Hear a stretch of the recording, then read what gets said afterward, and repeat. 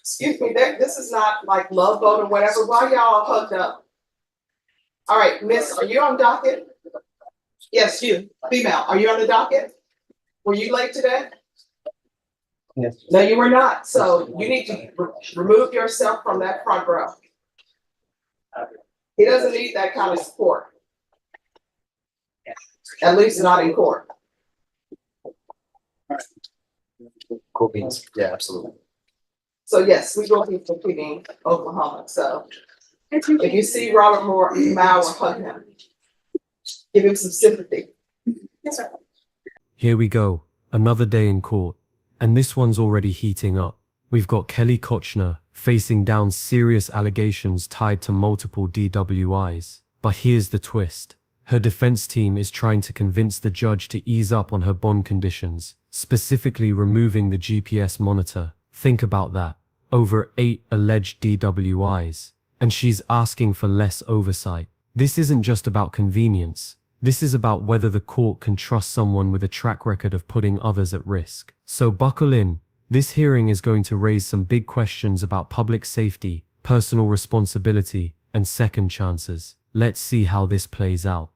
Court is calling 2024 CR 6359, State of Texas versus Kelly Kochner. Could I have parties announced for the record for the state? Daniel Escobar for the state of Texas. Defense? George Sharman on behalf of Ms. Cochran. Are you Ms. Kochner? Yes, Judge. All right, defense has filed a motion to alter and amend bond conditions. They're asking for removal of the GPS monitor. State, do you have any objections? Yes, Your Honor. All right, state, what are your objections? Judge, I believe this is the defendant's DWI for the protection of the community. We think that the GPS should stay in place. Again, this is for the safety of the community. This is something that it's been an issue where when she gets in a car, there's possibility that she could be drinking. So that's what the state's main concern is. All right, is she on a ignition interlock? Yes, ma'am. The prosecutor isn't sugarcoating it.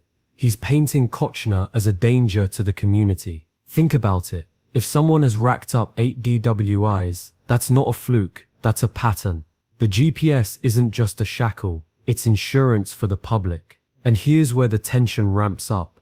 The defense argues that the ignition interlock should be enough, but the state is saying that's only one car. What about every other vehicle she could hop into? That's a solid point. Viewers, let me ask you, would you feel safe knowing someone with 8 DWIs could roam freely without GPS monitoring? Or is this just overkill by the state?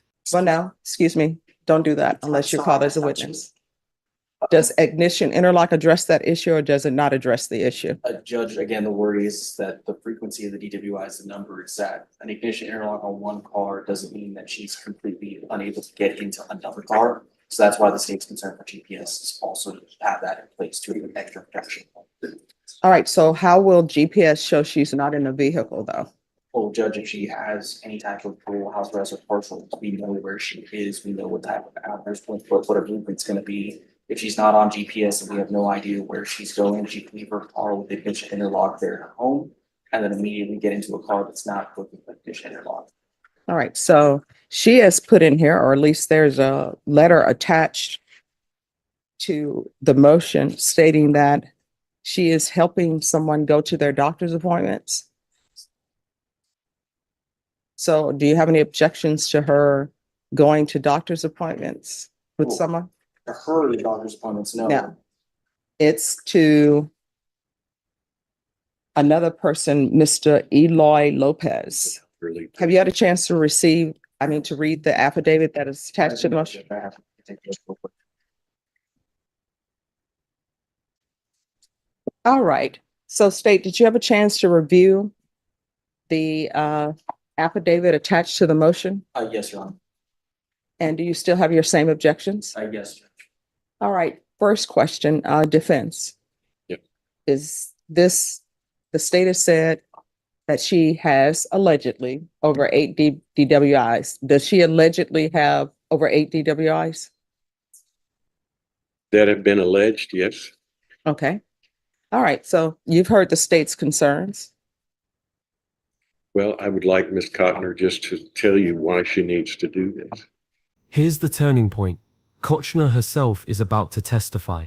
Notice what just happened. The defense set her up to personally plead her case, hoping her role as caretaker for an elderly man will win sympathy. Smart strategy, right? If the judge sees her as compassionate and trustworthy, maybe the restrictions look too harsh. But let's not forget, the courtroom isn't swayed by heartstrings alone. When a defendant with 8 prior DWIs claims she's now a responsible caretaker, you can bet the judge is going to poke holes in that story. This is where credibility gets tested.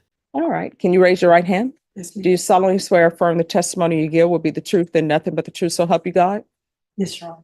All right. You can lower your hand, state your name for the record. Kelly Cotner. All right.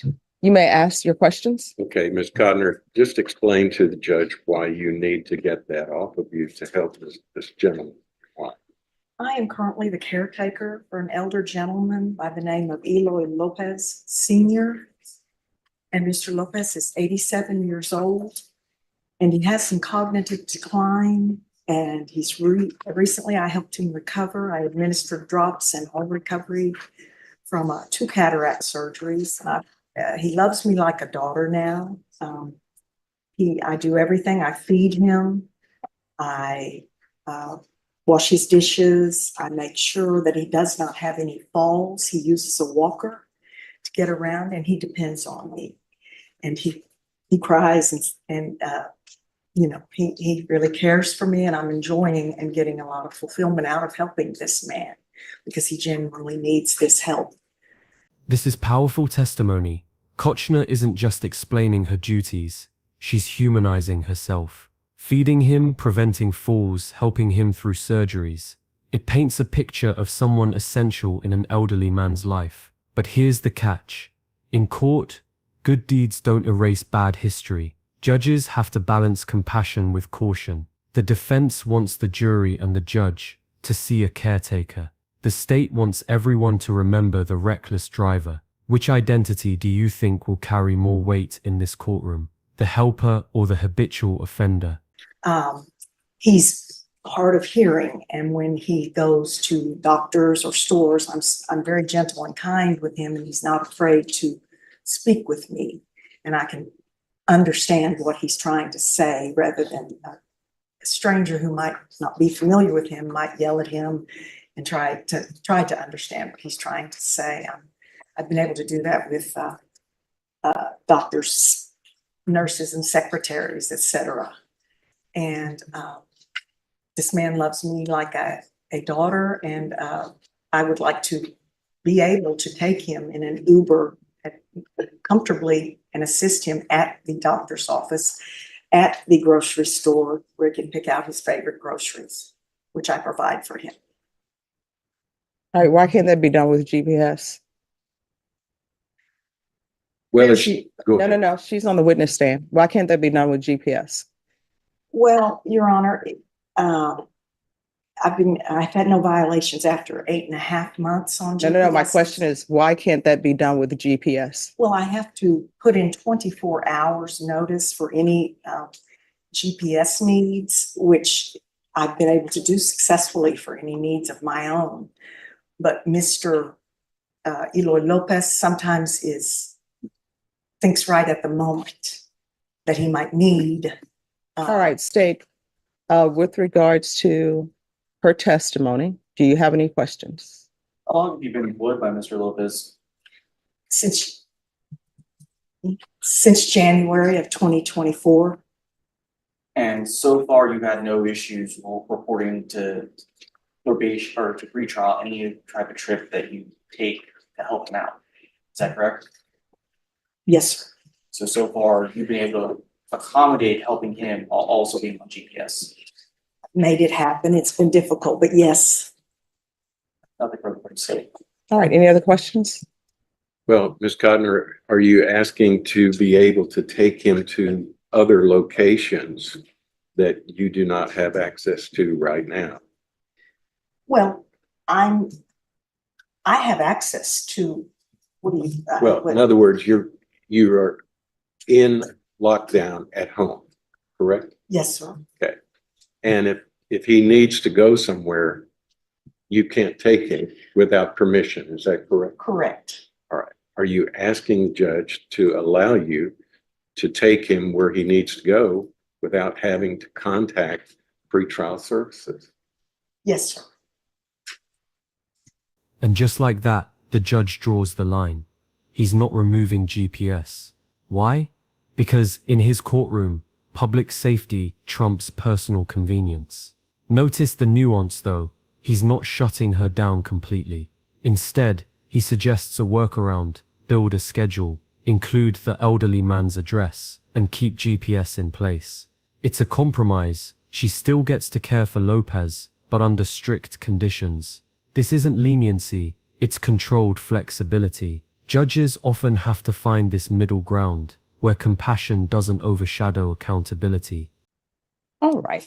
So this is the court's suggestion. My suggestion is you all step back. I'm not going to remove GPS. The problem is, one, people in my court, I don't allow them to be home healthcare providers, and that's what she's doing. However, she's not been convicted of this offense for the court. So the occupation is her occupation. I'm assuming, hopefully, that the family knows her history before they hired her.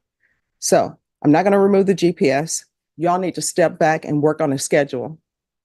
And that will be her schedule because she is on partial.